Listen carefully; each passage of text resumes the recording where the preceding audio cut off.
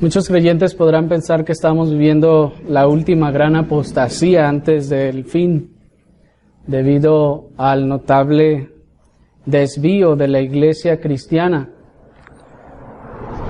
desvío de la verdad de las Escrituras y sobre todo por la desproporcionada proliferación de ese falso evangelio que conocemos como el evangelio de la prosperidad. Y aunque se pueda pensar que en 2 milenios de historia nunca habíamos visto tanto enriquecimiento personal ilícito por parte de los líderes religiosos del cristianismo, la realidad es que esto ha sido más común de lo que quisiéramos admitir, pero sí es a la vez una clara señal de decadencia. En el pasado vimos, por ejemplo, al papado beneficiarse a raudales haciendo uso de su poder e influencia desde las épocas más tempranas del cristianismo. Vimos también el desfalco ilícito de los reyes, obispos y señores, obispos-señores, que en muchos casos era lo mismo o eran la misma persona, exprimiendo a otros nobles y al pueblo para sus beneficios y aún exprimiéndolos para lo que llamaron las cruzadas. Vimos también el enriquecimiento ilícito del clero con la simonía, que fue precisamente la venta de los puestos eclesiásticos. Esto es que se cobraba para poder ser obispo, cardenal o algún otro puesto. Vimos el enriquecimiento ilícito de los señores obispos y cuantos títulos más con el comercio de las supuestas reliquias, como cada uno en su basílica o en su catedral se inventaba tener una reliquia de algún santo y cobrar por ir a verla. Vimos también el desfalco ilícito del Papa León X con las indulgencias para la construcción de la más suntuosa basílica del romanismo. Pero, aunque alguno quisiera deslindarse de todo vínculo con los sucesos que he mencionado, arguyendo que esto se trata de la Iglesia Católica Romana, debemos decirles con tristeza que no somos hoy mejores. Que desde la Reforma Protestante nunca habíamos visto tantos líderes religiosos protestantes enriquecerse con las ofrendas, diezmos, primicias, siembras y cuantos sistemas recaudatorios se han inventado hoy en día al mero estilo y nivel de los papas y líderes religiosos medievales. Así que no somos nosotros los cristianos protestantes mejores. No hemos hecho menos, pues hoy en día también tenemos los nuestros.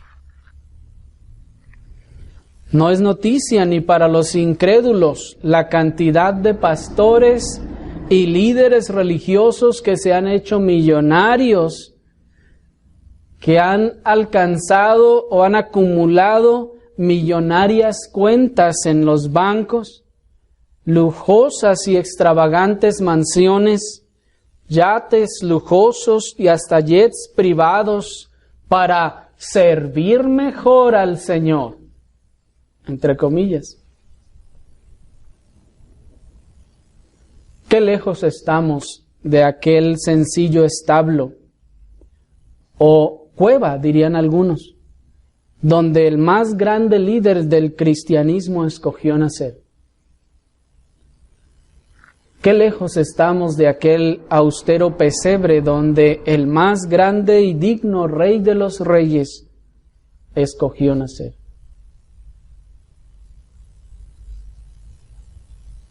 Y para observar este contraste, el día de hoy quiero hablarles acerca del pesebre.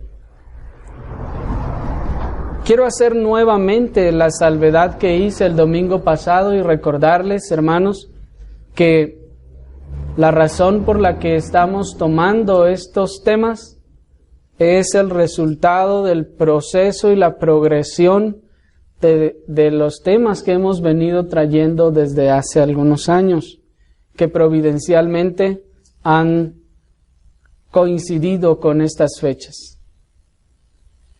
Quiero invitarles a que me acompañen a Lucas capítulo 2, versículo 4 al 7. Lucas capítulo 2, versículo 4 al 7.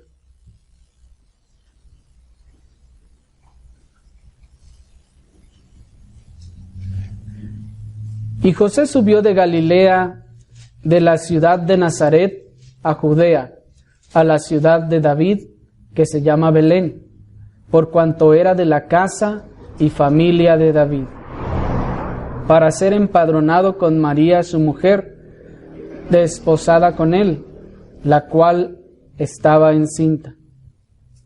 Y aconteció que, estando ellos allí, se cumplieron los días de su alumbramiento, y dio a luz a su hijo primogénito, y lo envolvió en pañales, y lo acostó en un pesebre, porque no había lugar para ellos en el mesón. Hasta allí.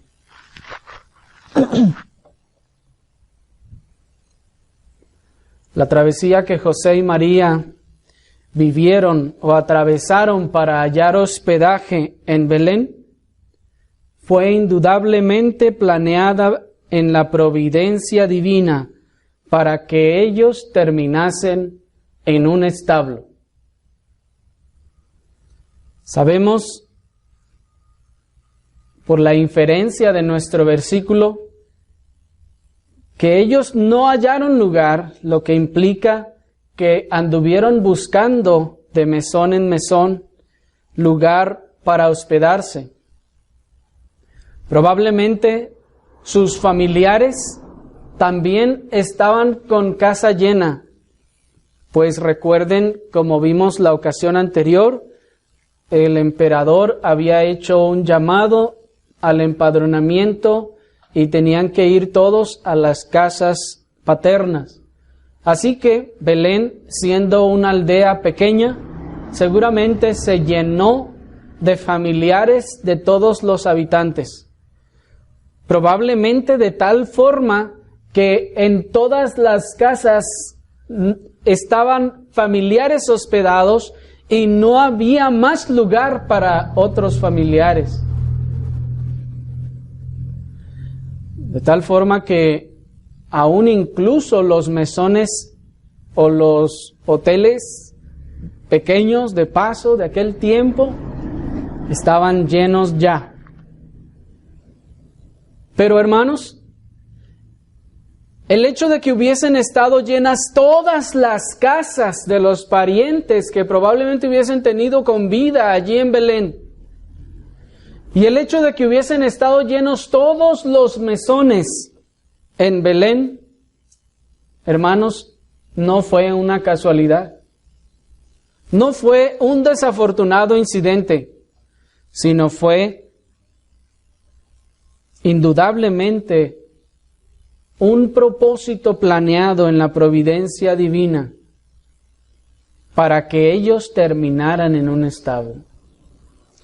El domingo pasado vimos que todas estas cosas han sido planeadas, hermanos, en la providencia de Dios para hacer cuanto Dios ha determinado que se haga. Si Dios planeó el nombre del Mesías, su nacimiento, el lugar y cada uno de los detalles, ciertamente tampoco salió de su control el lugar específico en donde nacería. si creemos en un Dios providente y en un Dios que ha decretado todo lo que sucede, hermanos, el establo estaba decretado para el nacimiento de nuestro Señor Jesucristo desde antes de la fundación del mundo.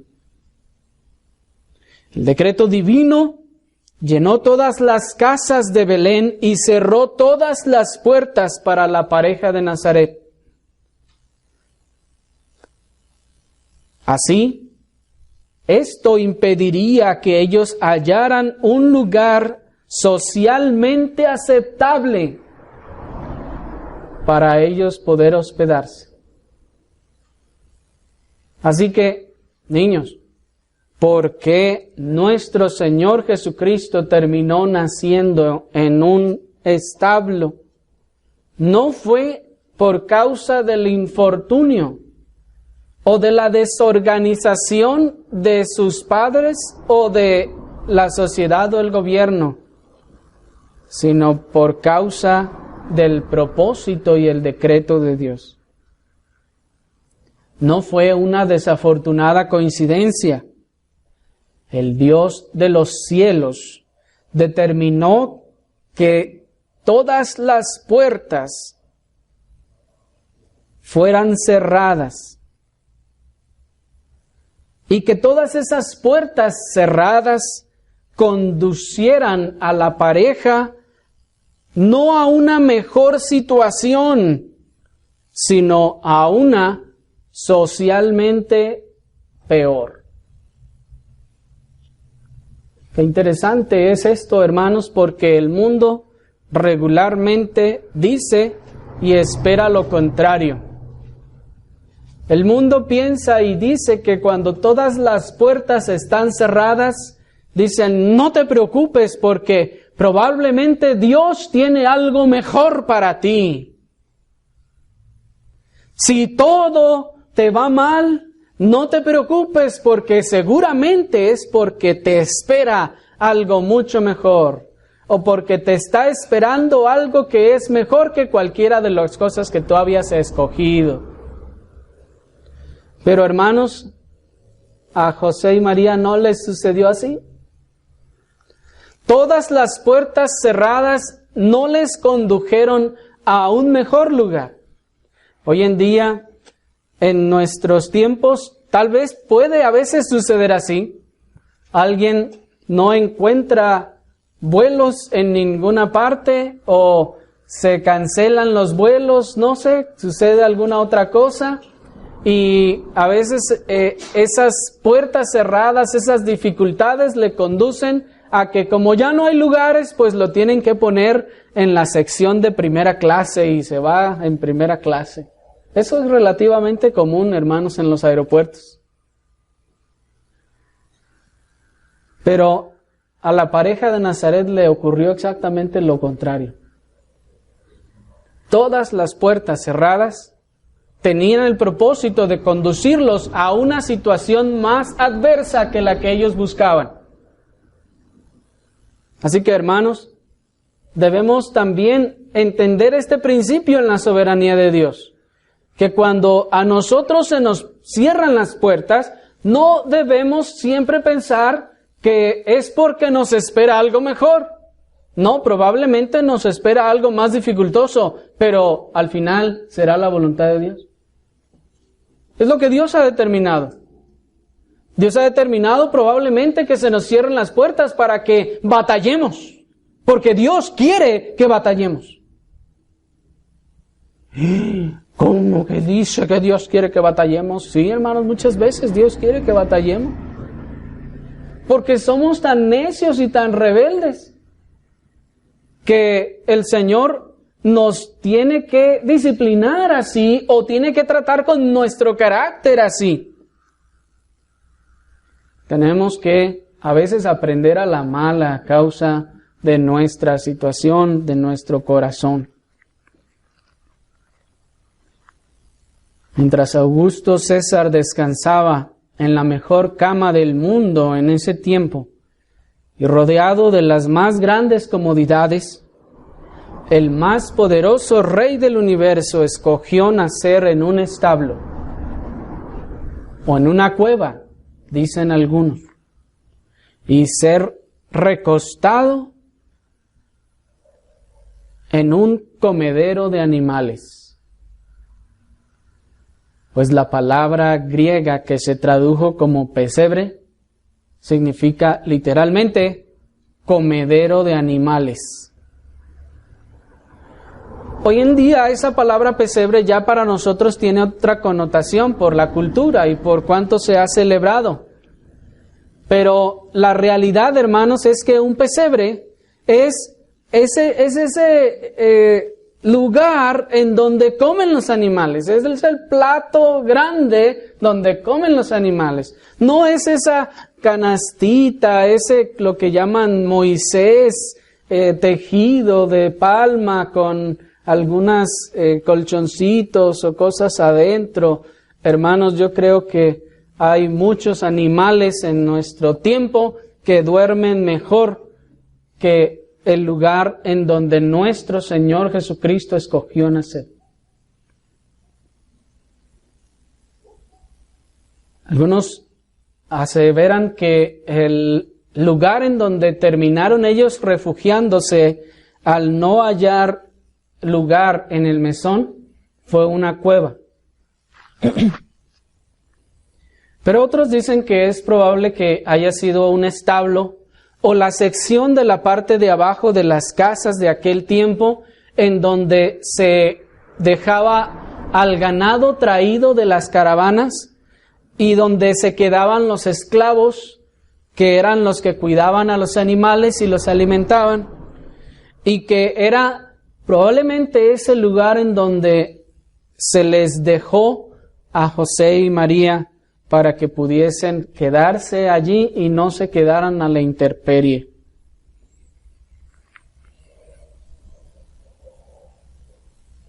Pero nuestro Señor, ese Dios providente, no escogió la cama de Augusto César, sino Él escogió deliberadamente nacer en un establo y ser recostado en el comedero de los animales. Mientras Herodes dormía plácidamente en su palacio, el verdadero rey, el rey del mundo, escogió por colchón el forraje de los animales, la hierba del campo. Qué cosa tan impresionante, hermanos. No fue una casualidad. No fue un desafortunado incidente el que terminó allí, sino el decreto divino, la elección de Dios para el nacimiento y la encarnación del Hijo de Dios. Debo decirles, hermanos, que ninguna falta de humildad hubiera mostrado nuestro Señor Jesucristo si hubiera decidido nacer en la cama de Augusto César. Para él habrían sido las cloacas del palacio del príncipe de Gante. De ninguna manera debemos pensar que era algo obligado o necesario para nuestro Señor el nacer en un comedero de animales. No habría mostrado falta de humildad si Él hubiera escogido nacer y ser recostado en la mejor cama del mundo. Cualquiera que hubiese sido, habría sido como las cloacas del palacio del príncipe de Gante.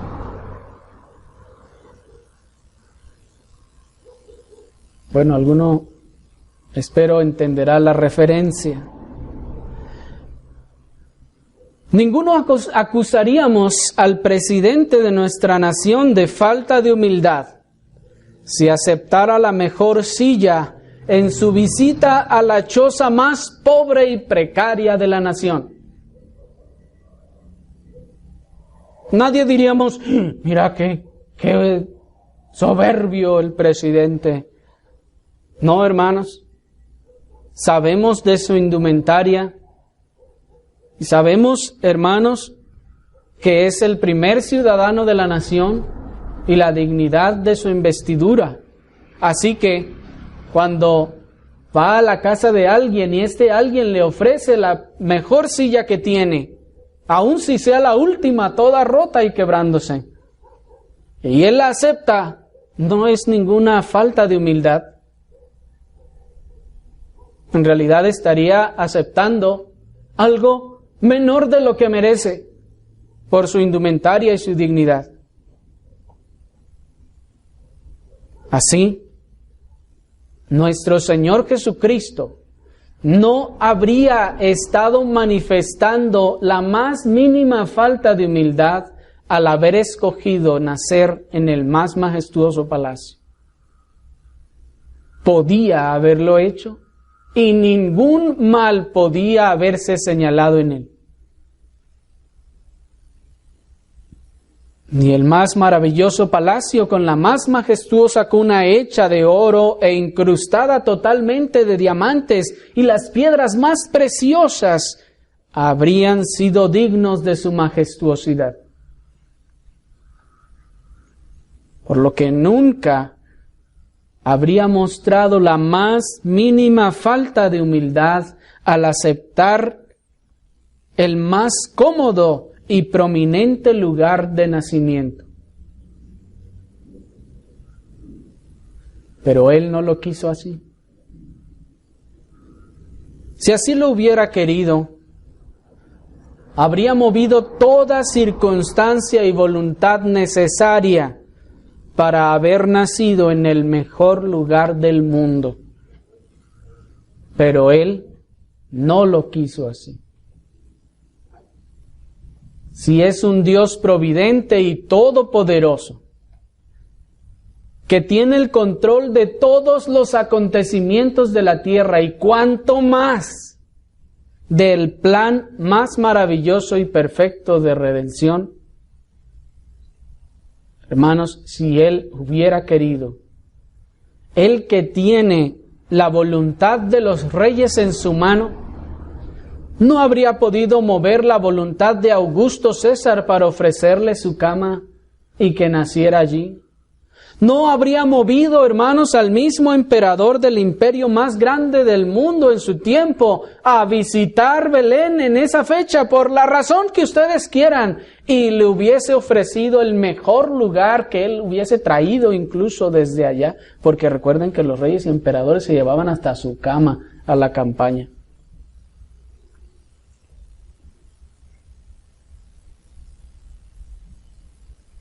Pero Él no lo quiso así. Aunque muchos dicen y cantan que desearían haber estado allí y haberle podido dar el mejor mesón y la mejor cuna, la realidad es que Él la habría rechazado una y otra vez. Se han escrito canciones, poemas, y se han manifestado muchos deseos que dicen, oh, si yo hubiera estado allá, yo le habría ofrecido el mejor mesón de toda la región, dice una canción. Yo le habría ofrecido la mejor cuna que hubiera encontrado. Oh, me habría gustado ser el hombre más rico en aquel lugar para haberle podido ofrecer lo mejor que hubiera podido tener. Pero ¿saben?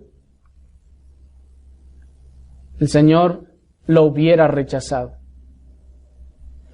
Él lo hubiese rechazado una y otra vez. Hagan fila y ofrezcan sus mejores regalos. Él habría rechazado nacer en otro lugar que no fuera el que Él determinó que habría de nacer. Pues el asunto no es que José y María tuvieron el infortunio de ser pobres. sino que la providencia no les permitió una mejor posición socioeconómica, porque así estaba determinado desde antes de la fundación del mundo que debía ser, hermanos. Que nuestro Señor haya nacido en un establo y haya sido puesto en el comedero de los animales, no obedece sencillamente a la pobreza de sus padres, porque pues no tenían más que darle, y ni modo, sino, hermanos, la providencia no permitió que José prosperara en su tiempo pasado de tal forma que tuviese tantas riquezas y hubiera podido proveerle algo distinto. Dios había calculado cada detalle previo a su nacimiento.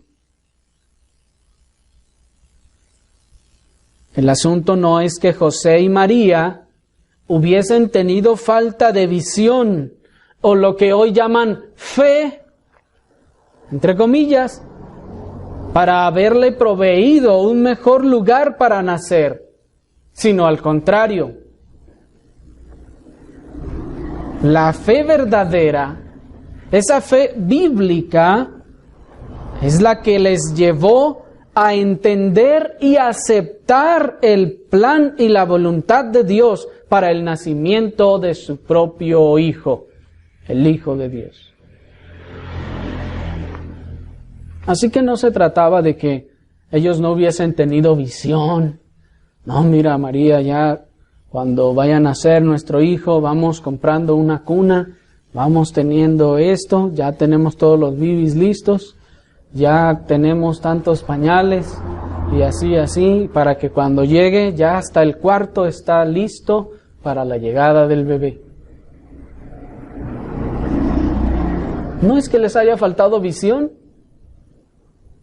o que les haya faltado fe, como dicen hoy en día. Es que le falta fe, hermano. Y con eso se refieren a que confiese, declare y crea que quién sabe qué cosas van a pasar.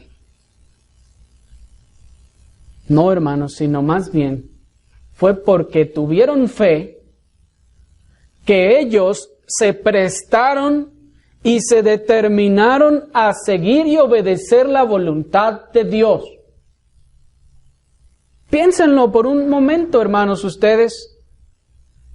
Si a ustedes hubiese llegado la promesa y el anuncio que le fue dada a María, a alguna de ustedes, hermanas, o a alguno de ustedes, varones, el ángel les hubiese hablado en sueños y les hubiera dicho: el santo ser que nacerá será llamado Hijo del Altísimo y le vas a poner por nombre Jesús.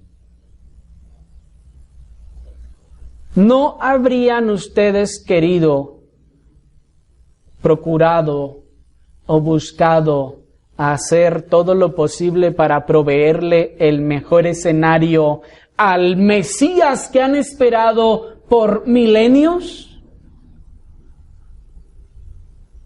Hermanos, eso es lo más natural.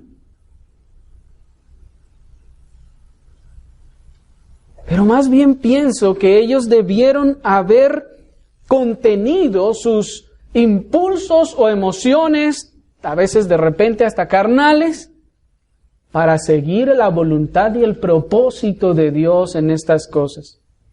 Yo no quisiera que mi hijo naciera en tal lugar, pero Dios ha determinado que así sea. Yo habría preferido que mis hijos hubiesen nacido allá en Alemania, o en Estados Unidos, o en Inglaterra. Pero Dios ha determinado que esto sea así. ¿Me explico? Y ellos se sometieron a la voluntad de Dios. Porque cuando ellos iban camino a Belén, tuvieron mucho tiempo para pensar y meditar en las palabras del ángel, las promesas que Dios había hecho, y les aseguro que las creían. No estaban en que, pues, como sea, igual, y si no es, pues ni modo, pues ya tenemos un hijo. ¿Me explico, hermanos? No, ellos creyeron a las palabras del ángel. Porque ¿qué padres no buscan las mejores condiciones para el nacimiento de sus hijos? ¿No es hasta una ley natural que todos los padres buscamos las mejores condiciones para que nazcan nuestros hijos? Incluso, ¿no hacen esto los mismos animales? Las aves van y preparan su nido para poder depositar allí sus huevos donde nacerán sus polluelos. Los otros animales van y preparan también debajo de la tierra, allá entre las piedras o en tantos lugares sus nidos para que nazcan sus polluelos. Es una ley natural. Todos queremos que nuestros hijos nazcan y nazcan en un buen lugar. Pero esta pareja de Nazaret tenía fe en que la dirección en la que el Señor los estaba moviendo era el propósito de Dios y ellos no podían ni debían intervenir en él.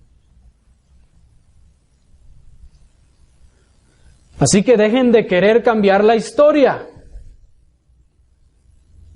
Dejen de ofrecer las comodidades mundanas para sustituir el pesebre.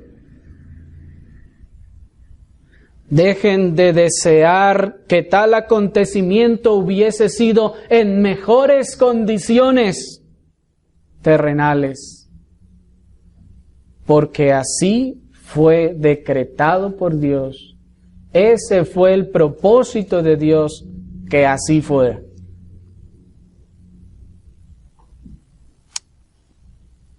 Bueno, está bien, me queda claro que Dios es omnipotente y providente y que Él mismo estableció el nacimiento de Cristo que fuera en el pesebre.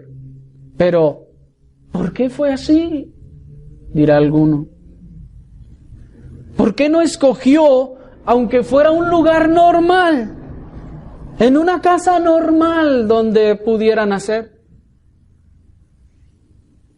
¿Por qué escogería la forma más austera o el lugar más austero para nacer? Bueno, hermanos, entre otras cosas, para darnos ejemplo y enseñanza. El Señor nos está con esto dando ejemplo y enseñanza. En cuanto al ejemplo, nos da su ejemplo en tres formas. En primer lugar, su nacimiento en el pesebre es un ejemplo para los líderes religiosos. Aunque hoy en día el mandamiento del Señor de 1 de Pedro 5:2 no se ha obedecido por los pastores celebridades y líderes de la farándula cristiana, este debe ser al menos una clara señal para todo el que se dice cristiano de cómo identificar a los falsos pastores y líderes religiosos. ¿Qué dice 1 de Pedro 5:2? Se los voy a leer. Dice 1 de Pedro 5:2. Apacentad la grey de Dios que está entre vosotros, cuidando de ella, no por fuerza, sino voluntariamente, no por ganancia deshonesta, sino con ánimo pronto.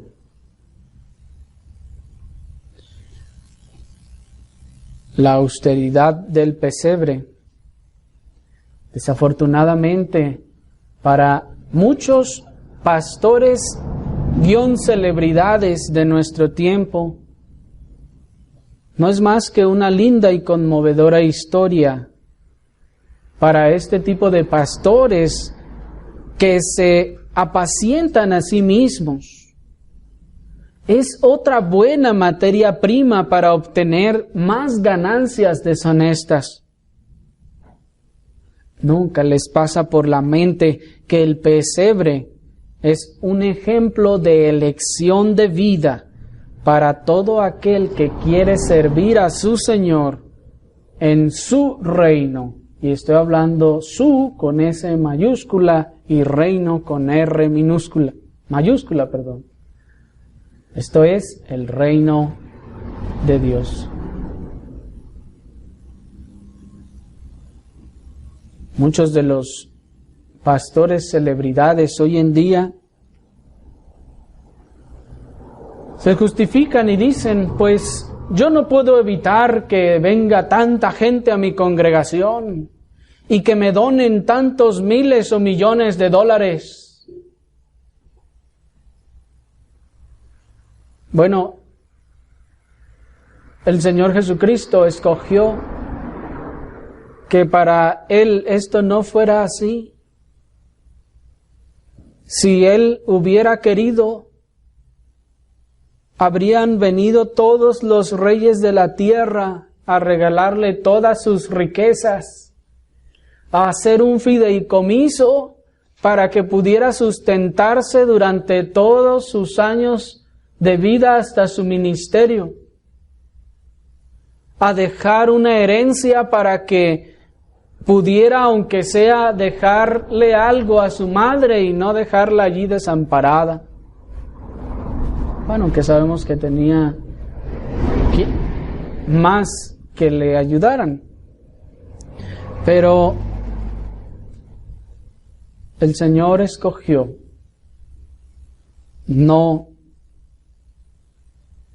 nacer en la opulencia, ni recibir el lujo, el dinero, la fama de los hombres. Pero los avaros corazones de los pastores, celebridades y líderes de la farándula religiosa de nuestro tiempo, esos corazones presos de megalomanía, han seguido el ejemplo de los edificadores de la Torre de Babel y se han comprometido con ellos mismos a edificar la más grande torre que haya visto el hombre. Y dicen como los constructores de la Torre de Babel, hagámonos un nombre. ¿Cuál fue el mayor de los pecados en la Torre de Babel? Que hubieran cocido el barro, que hubieran hecho una torre que unos hasta la dibujan, que ya estaba llegando a las nubes y que dijo Dios, ay, ¿qué pasó? Ya están muy arriba. No, hermanos, por favor. No. El mayor de los pecados fue, hagámonos un nombre. Exaltémonos. Hagámonos conocidos, recordados y famosos. Hagámonos respetados, grandes, que todo mundo nos reconozca y que aun que pasen los tiempos y las edades, se acuerden de nosotros. Y desafortunadamente, hermanos, se han construido grandes imperios religiosos en nuestro tiempo.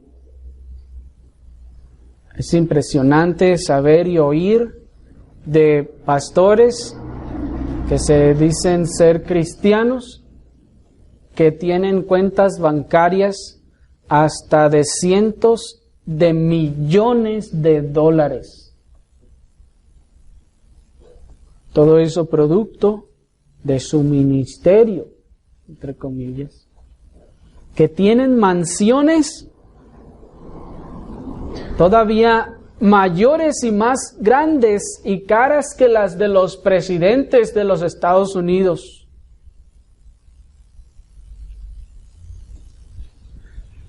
Y que se está poniendo de moda que tienen también sus propios jets privados. Se compran su jet para servir al Señor. Así como lo escuchan, hermanos. Que un político incrédulo haya determinado andar en aviones comerciales rechazando los lujos, debiera ser una verdadera vergüenza para aquellos líderes religiosos que se compran sus propios jets privados, que dizque para ir a predicar la palabra del que no tenía ni dónde recostar su cabeza. Es una vergüenza, hermanos, que hoy en día haya aún políticos alrededor del mundo que renuncian incluso a sus salarios. El tan criticado presidente por algunos de los Estados Unidos que gana solamente $1. Mientras los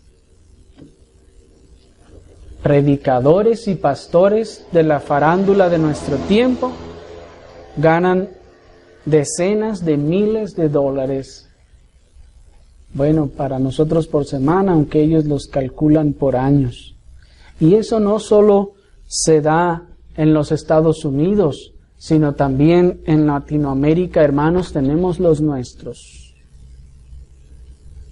Uno cuyo nombre ya nos lo dice todo: cash, efectivo, dinero y muchos otros, hermanos.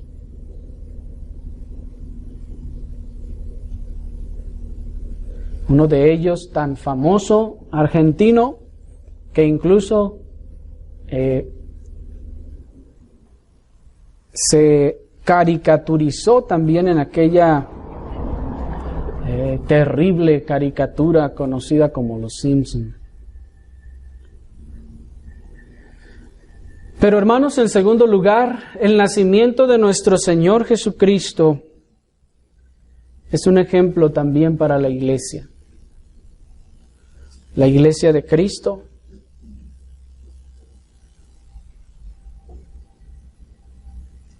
la iglesia de aquel que decidió nacer en el recinto más austero que se podía hallar, no está llamada a enriquecerse monetariamente hablando, ni a engalanar copiosamente sus edificios a costa del verdadero evangelio y del estancamiento de la obra misionera.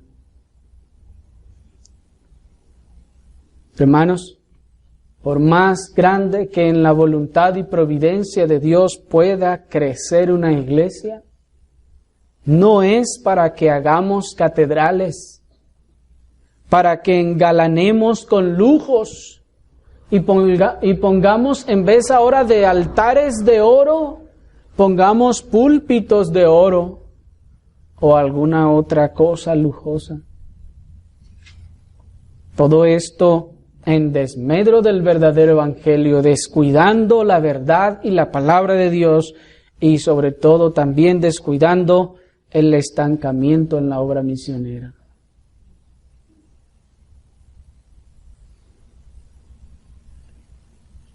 Engalanar copiosamente las iglesias cristianas a costa de la doctrina y el desmedro de la obra misionera y el desmedro aún de la feligresía, no solo es una gran zancada de regreso a Roma, sino que es una señal de decadencia en la iglesia.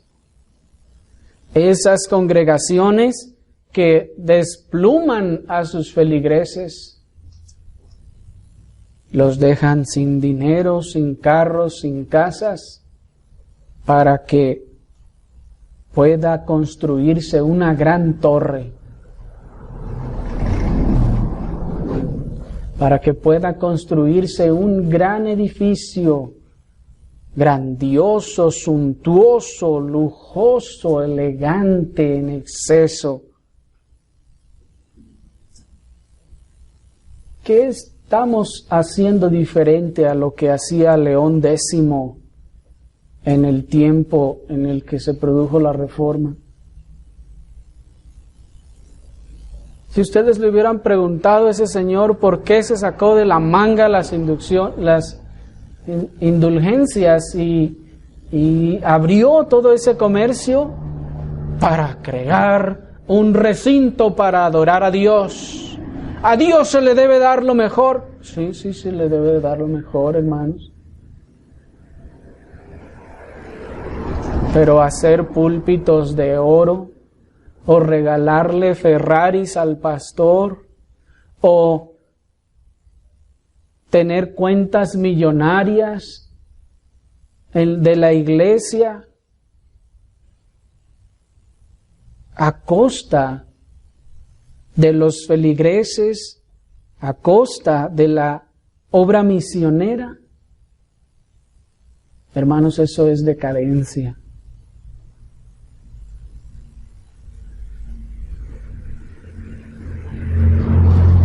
Porque si la recolección de tantas ganancias fueran para la obra y gloria de Dios, ¿por qué no sostienen varias decenas de misioneros con estas cuantiosas entradas de dinero? Si todo esto es para la gloria de Dios, como dicen, ¿por qué entonces no se usa ese dinero para obedecer lo que Dios mandó? ¿Mandó Dios construir grandes catedrales? No, Dios nunca nos mandó a hacer eso.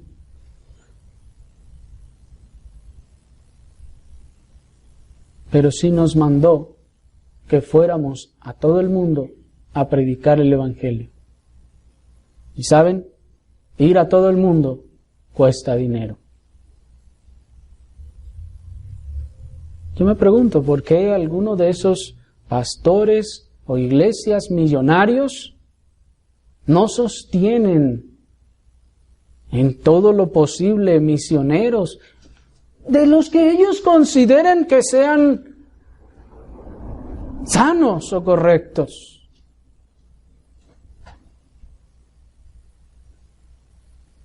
¿Por qué no apoyan a otros misioneros fieles que esparcen la sana palabra del Señor? ¿Por qué no imprimen Biblias y buenos libros para regalar a los que necesitan?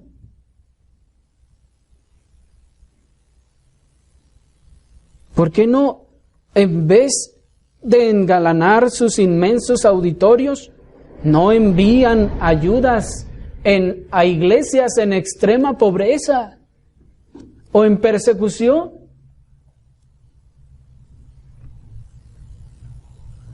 Pues hay iglesias, hermanos, en el Medio Oriente y en África que son perseguidos. ¿Por qué no usan su dinero y van y los ayudan? Les confortan de alguna forma, les mandan material de regalo para edificación de la iglesia y para la obra del evangelismo. Pero todo esto, hermanos, muestra que la entrada de dinero no tiene esos objetivos. En tercer lugar, hermanos, que nuestro Señor haya nacido en un pesebre es un ejemplo para el mundo. El espíritu consumista y antropocentrista y elitista de nuestra época ha creado una serie de paradigmas o de premisas que se han convertido en necesidades para el hombre cuyo Dios es el vientre, esto es la satisfacción de sus deseos. Este espíritu consumista ha hecho uno de los acontecimientos más grandes de humillación, lo ha convertido en la temporada más grande de consumismo y autosatisfacción que celebra el hombre. Qué cosa tan paradójica, hermanos. Este espíritu consumista y autosatisfactorio, antropocentrista, esto es, niños, centrado en el hombre, ha convertido uno de los más grandes sucesos de humillación en la temporada más grande de consumismo y autosatisfacción que celebra el hombre. Qué cosa tan paradójica. Mientras que el pesebre muestra una de las más grandes humillaciones, el Dios Todopoderoso despojándose de sí mismo, dice el apóstol, para hacerse como nosotros. Y de esa terrible humillación el hombre ha hecho la temporada de consumo más grande que hay. La época navideña. El mayor ejemplo de humildad y austeridad, gracias a este espíritu, se ha convertido en la mayor excusa para gastar en deleite y en lujos.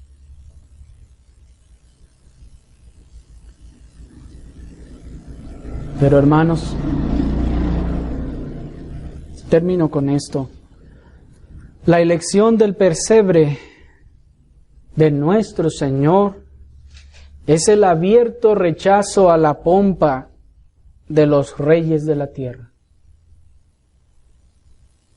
La elección del pesebre por parte de nuestro Señor es el abierto rechazo a la megalomanía que hoy impera en muchos pastores y líderes religiosos de la farándula cristiana de nuestro tiempo.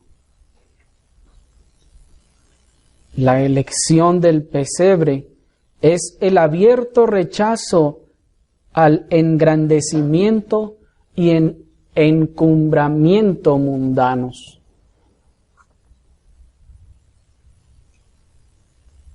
La elección del pesebre es el abierto rechazo a la edificación de las torres de Babel y los propios reinos personales.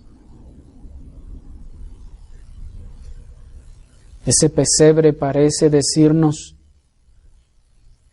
que no es el reconocimiento del mundo lo que importa. Ese pesebre parece decirnos que no es lo que piensa el mundo lo que importa. Ese pesebre parece decirnos que no es el mundo el que impone lo que es correcto o lo que no es, lo que es bueno o lo que no lo es, lo que debe considerarse legítimo o lo que no lo es. Ese pesebre parece decirnos que no debemos buscar la fama y la gloria de este mundo. Ese pesebre nos está diciendo que las cosas materiales no tienen importancia a la luz de la eternidad. Ese pesebre nos está diciendo: no pongas tu confianza en las cosas de esta tierra. Ese pesebre nos está diciendo: no somos de este mundo.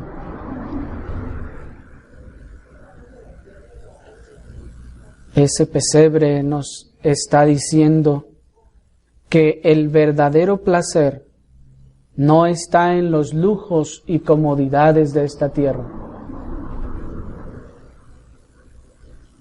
Ese pesebre nos está diciendo: pon tus ojos en las cosas que son eternas, porque las que son temporales perecen. ese pesebre nos está diciendo: pon tus ojos en nada ni nadie más que no sea en Cristo Jesús, nuestro glorioso Salvador.